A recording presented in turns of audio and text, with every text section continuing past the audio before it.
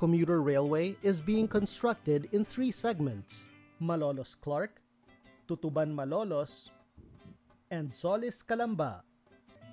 The railway's southern segment, the South Commuter Railway Project, will connect Metro Manila to Calamba and will have 18 elevated and at-grade stations.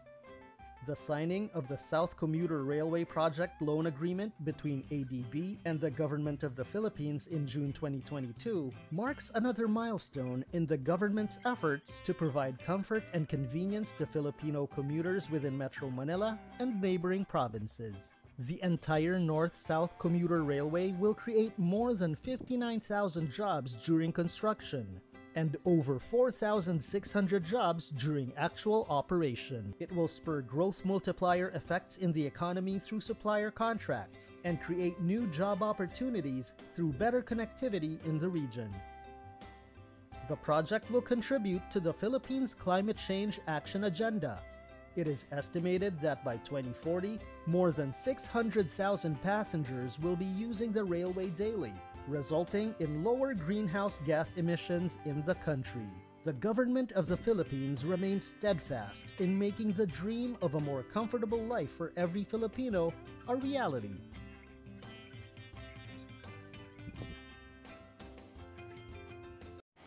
Magandang umaga po mga bayan! Yuhuhu! Welcome po muli sa ating panibagong update rito po sa Philippine National Railways Project mga bayan. Dito po sa mismong Cabuyao area, PNR NSCR South. Ngayon mga bayan ay puspusan na po na paglatag ng pagbaon ng mga rivers dyan, no? Sa board pile. Na kung saan mga bayan, tiga-anim na bali poste, board pile mga bayan ang ibaon dyan, saka na yung poste, column ng PNR NSCR South. Ayan na po mga bayan, pinaspasan na po ngayon nila rito sa area. At ngayong umaga po, may nagbaon na po sila ng mga poste dyan, no? Mga rebars sa area na yan. Doon sa dulo, kakabaon naman po ng isa pa. Yan. Yung dulo na yan mga bayan, malapit sa puno. At naway, samahan niyo po si Purka Studio mga bayan. No? Panoorin po natin ang buong video. At sana po ay yung iba dyan na hindi pa nakapag-like, share, and subscribe po sa ating YouTube channel. Pakihit na rin mga kabayan yung notification bell, yung all, upang lagi po tayong ma-notify pag may mga bagong videos tayong i-upload. Tungkol po sa Build Better More program, Build. Sana samahan niyo po si Purka Studio, no? Huwag niyo pong ipagkait mga bayan, no? Huwag po tayong mag-skip sa ads. Napakalaking tulong na po yan ni Purka Studio mga kabayan sa hindi niyo pag-skip sa mga ads sa ating vlog. Support niyo rin po yan sa akin, sa aking pag-vlog mga bayan. At kung gusto niyo pong panoorin yung Calax at South Luzon Expressway Toll Road 4, may mga bagong upload din po tayo mga bayan. Especially ngayon sa area ng Alaminos, may upload po tayo kagahapon na mahaba na po ang nalataga ng concrete cement. Halos mag-isang kilometro na po mahigit ang nalatag na concrete cement. Kahit gabi, nagtatrabaho sila. Tulad dito sa ating kinaroonan, itong pagtatayo ng mga pagbaon ng mga rebars at paghukay sa board pile ay kahit gabi mga kabayan dito ay may trabaho sila dito mga bayan. Iba yung pang-araw at pang-gabi, no? Ayan po, masisilayan natin dyan mga bayan, yung mga rebars na yan. Sa aking estimate yan mga bayan, halos mga 6 feet ang lalim or 10, no? Yung mismong ibabao na mga rebars na yan. Hindi yan basta-basta mga bayan, ha? Kung titingnan natin dito sa ating drone ay medyo maliit. Pero sa personal, ang tao dyan pag tumayo, katabi dyan sa nakatumba na rebars na yan ay halos kalibel ang yan, ang laki niyan mga bayan, no? Hindi pa yan, yung mga rivers na yan pa ay babaon sa ilalim ng lupa. Saka pa yung dudugtungan, yung pinaka column na talaga, no? Pinaka-poste na po ng PNR dito sa South area. Kaya kabang-abang po ito dahil sa dito po sa area na ito ang pinakaunang poste na mabuhusan. Ayan, kaya binabalik-balikan natin to area, no? Pinaspasan na po nila dahil kung tag-ulan ay mas mahirap pag tag-ulan, mga bayan, no? Pahinto-hinto yung trabaho. Ngayon po, mainit, El Nino, ay ito na po ang pagkakataon na mapabilis ang paggawa, paghukay sa mga poste. Yan na po yung mga rebars na yan. Napakarami po yan, mga kabayan. Sobra. Baliktaran po yan. Kaya panoorin po natin ang video at huwag po tayo mag-skip sa ads, no? Enjoy at God bless.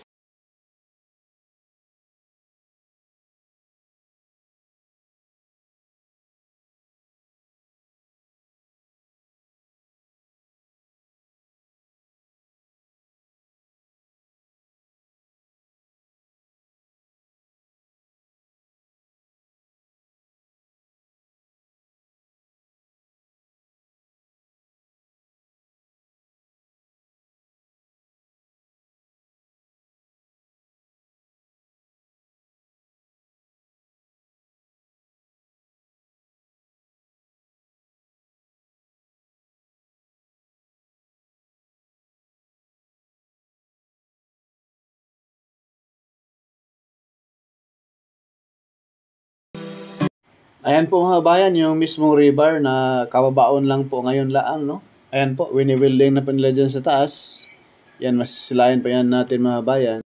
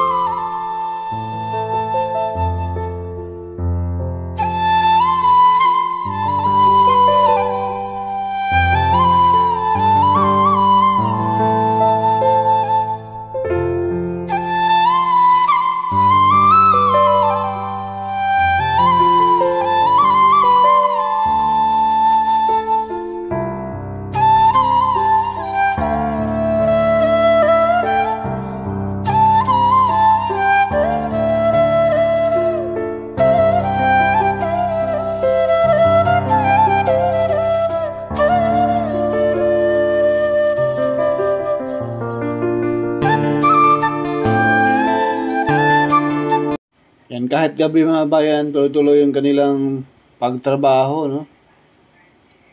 Baga 24/7 na po yung trabaho nito sa area ng South. Mula rito sa may mismong Mamatid area, Kabuyaw, to Santa Rosa, no? Tinatambak na nila yung mga ano dyan, mga bayan. Mga equipment at iba pa. Gamit dito sa pag-build nitong PNR NSCR South. Kaya yun lang po muna mga bayan, yung ating latest update sa araw ng Sabado, March 16, 2024. Maraming salamat po and God bless po sa inyo.